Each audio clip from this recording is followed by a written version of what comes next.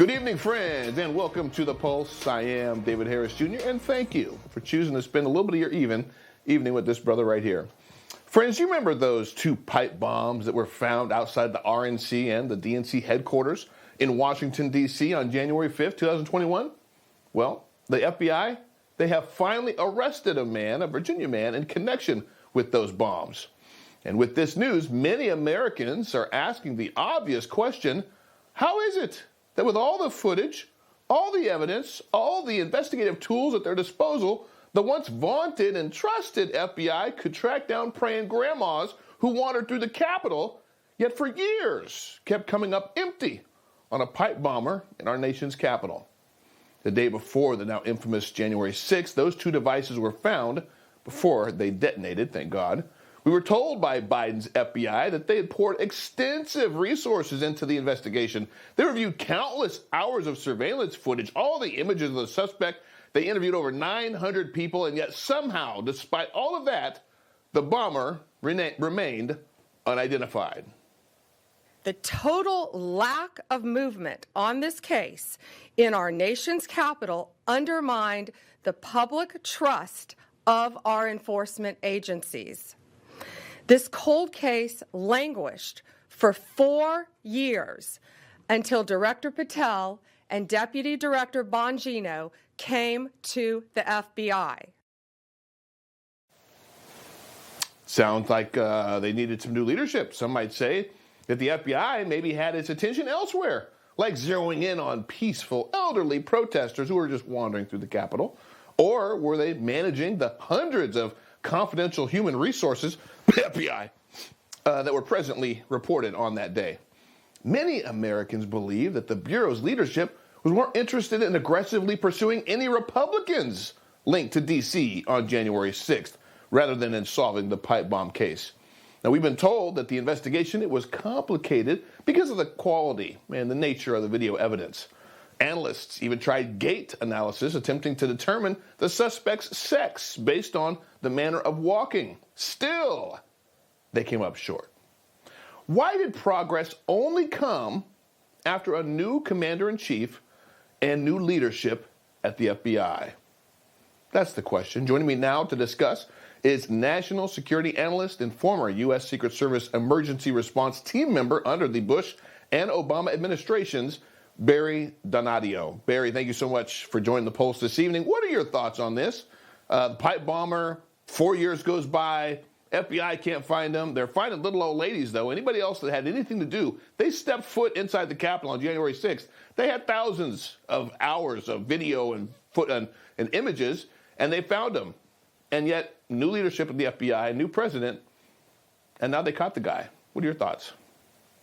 Thanks for having me on. It's just what they said in the press conference that they gave. The hands have been untied to the FBI by President Donald Trump. They're allowed to be police again, once again, and instead of chasing political ideologies, they're doing expert work. They were probably on this case the day they came in, Director Patel, as well as my former colleague, Bongino. These are aggressive guys. These are smart guys. But mostly, they're interested in serving the people. These are not politicians. These guys are of the people, for the people. I've worked with Bongino side by side. He's going to give the honest answer every time. So really, ultimately, it goes down the chain of command. Thanks to President Trump, Kash, Patel, Bongino, and Bondi. All of them put together solved this case. Yeah, new leadership, new heads.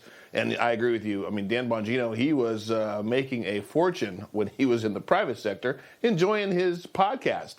And now he's serving the American people, making a lot less, but he's in there to get the job done. You know, Bondi also says that there wasn't any new tips that broke the case. Instead, just a thorough review of what they already had. Well, sounds like good old-fashioned police work to me. Where do you think this is going to go? Any ideas at all? Any thoughts as to why maybe the Biden's FBI and DOJ, why they just didn't really seem to care who this person was? Any inclination at all on who this guy might turn out to be or be connected to? Well, I think the former administration was so fixated on prosecuting protesters for the January 6th riot that they lost focus on this case. And it was put on the back burner. So as Trump came into office, this once again became a priority. There's an enormous amount of information that has been gathered by the FBI, but it seemed to have been laying dormant. The case was like dormant, put off to the side, and now rejuvenated once again because Trump is in office and we have new leadership at the FBI. But what this young man has done is probably looking at a conviction, facing up to 40 years in jail for both of these charges. They are very, very serious. He's in a lot of trouble, and I just can't think of why he would do something like that at such a young age. And it just shows the power of the politics that are on computers, and people are just taking it to the next level by doing violent acts they shouldn't be doing. Yeah. Yeah, absolutely insane what he did, and thank God those bombs did not go off. FBI Director Kash Patel spoke earlier today. I want to get your reaction. Watch. When you attack American citizens, when you attack our institutions of legislation, when you attack our nation's capital, you attack the very being of our way of life. And this FBI and this Department of Justice stand here to tell you that we will always refute it and combat it. Would you say that this kind of inspires the kind of confidence that Americans are actually looking for in our departments like the FBI and DOJ? Yeah, that's the FBI I want to have protecting me and my family. Every American should demand an FBI like the FBI is today under the leadership of Kash Patel and Dan Bongino. I would accept nothing less. So they're on the right track. They're doing exactly what they're supposed to be doing, and I'm very proud of the both of them. And America is safer because these two men are leading the FBI as well as President Trump is leading them. Yeah, they absolutely are leading, and that's what they do.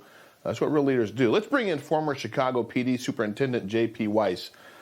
J.P., thank you for joining the Pulse this evening as well. You know, Deputy Director Dan Bongino also spoke in today's presser, and he didn't sugarcoat a thing.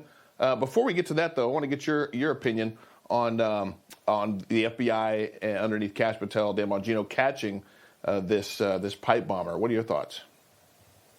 Well, I think, David, it's a really, really important day for the FBI. The old administration, I think the America's trust and confidence in the Bureau had just been shattered. And I think a day like today where they go back and they find this case that has been languishing for years. And the key thing about this, it wasn't that hard to solve. You know, you have cell data, which easily could have found this person. You've got license plate readers. You then go out and you can find out where he bought the bomb-making materials. This is not the most complicated case, but somebody's got to want to work it. And apparently that wasn't the case before. So it's a really good time seeing the new leadership in the FBI. They solved this case, and I think this is important for America to start getting that trust and confidence back into the Bureau. Yeah, it's exactly what Americans need to see. Let's watch what Dan Bongino had to say. He cut loose. Watch. Folks, this is what it's like when you work for a president who tells you to go get the bad guys and stop focusing on other extraneous things not related to law enforcement. Folks, you're not going to walk into our capital city, put down 2 explosive devices, and walk off in the sunset. Not going to happen. We were going to track this person to the end of the earth. There was no way he was getting away. JP, not going to happen, not on our watch. That's what happens when you work for a president that says, go get the bad guys. Your thoughts? Yeah, I agree with Dan on that. But like I said before, David, the real problem for me I had in this was when I saw how they identified him, this technology has been out for almost 20 years.